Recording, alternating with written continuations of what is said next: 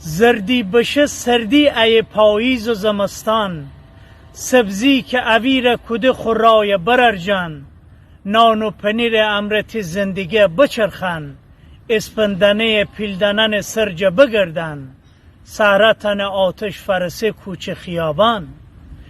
ده جنجیری موس وز نکنه اجر خل سر، زیزه صدای دخانه آتش در میپر، زرد ملیجه اجگره گوش کنه کر، من دغلرم بی دیل غم ایسید آلوغان، سهرتن آتش فرسه کوچه خیابان.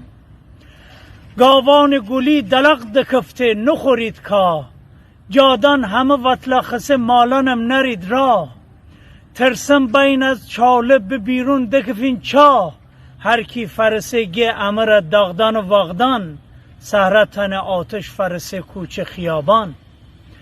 سهراج فقط داغی که سوسوزن مشتی، غرق وس مرداب میان انزلی کشتی، درد امر فو بکده لاجی و رشتی، ام مردم ساده که دینی آب نرید و نان، سهرتن آتش فرسه کوچه خیابان.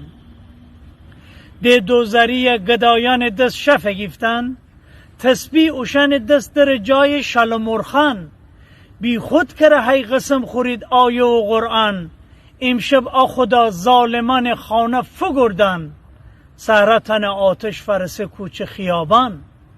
هرچند که تی شعر مرا شیر کنه سرسر، باغبان ونو کشتی چراغ شولت آخر، حلوای نش سوغتی بردن به زیابر، تسک دیلان تاسیان غوری و غبدان، سهرتن آتش فرسه کوچه خیابان.